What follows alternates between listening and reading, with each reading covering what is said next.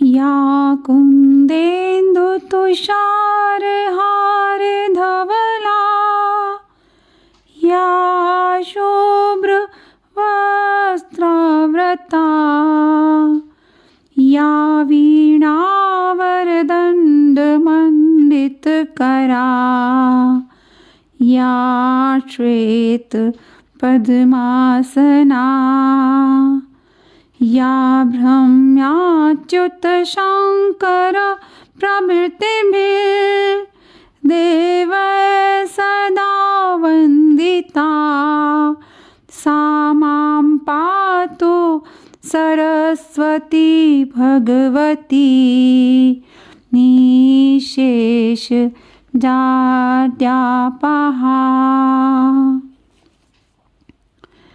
इस वर्ष 14 फरवरी को बसंत पंचमी का त्यौहार है।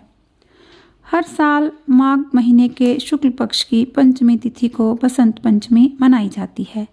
ऐसा माना जाता है कि सृष्टि के सबसे बड़े वैज्ञानिक ब्रह्मदेव ने मनुष्यों के कल्याण हेतु बुद्धि ज्ञान विवेक की देवी सरस्वती का प्रकाट्य किया था। इसलिए इस दिन ज्ञान और वीणा की देवी माँ सरस्वती की पूजा अर्चना करने का विधान है।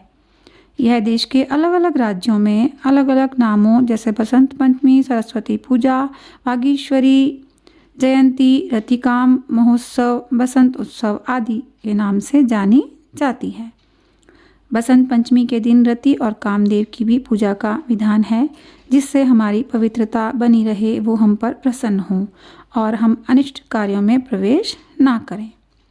वर्ष की सारी ऋतुओं में बसंत को सभी ऋतुओं का राजा कहा जाता है। जिस प्रकार राजा के आगमन से पहले ही उसके स्वागत की तैयारियां शुरू हो जाती हैं, ठीक उसी प्रकार ऋतुराज बसंत के स्वागत के लिए प्रकृति की देवी, पेड़ पौधे, कोयल सभी 40 दिन पहले से ही तैयारी शुरू कर देते हैं। शीत ऋतु का समापन हो जाता है और इस दिन से वसंत ऋतु की शुरुआत हो जाती है। पृथ्वी पर नवीनता का पुनः सृजन होता है। पेड़ पौधों में नए पत्ते और सुंदर पुष्प आने शुरू हो जाते हैं। बसंत पंचमी के पर्व पर पीले रंग का सर्वाधिक प्रयोग होता है। पीले रंग के कपड़े पहने जाते हैं, पीला भोजन बनाया जाता है और पीले फूल सरस्वती माता को अर्पित किए जाते हैं।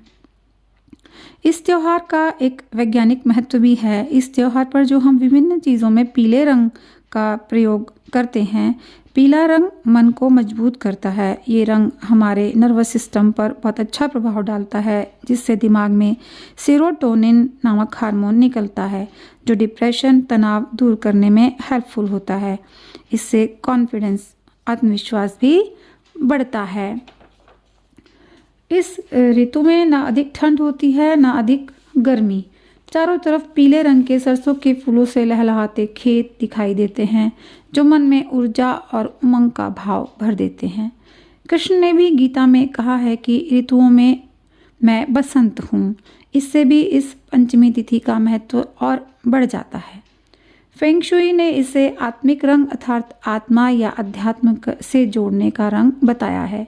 पीला रंग हमें तारतम्यता, संतुलन, पूर्णता और एकाग्रता कंसंट्रेशन प्रदान करता है।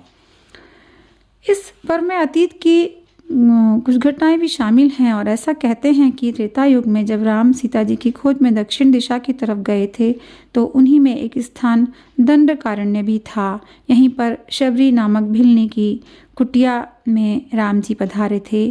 तब शबरी ने उनको मीठे मीठे बेर चक चक कर खिलाए थे। गुजरात के डांग जिले में वह स्थान आज भी है जहां राम जी पधारे थे। एक शिला भी है जिसको लोग पूजते हैं और कहते हैं कि राम जी उस शिला पर बैठे थे। और इस दिन पतंग उड़ाने का भी चलन है।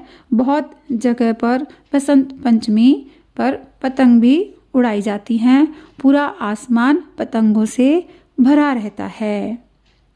ओम ऐं ह्रीं क्लीं महासरस्वती देवीभ्यो नमः।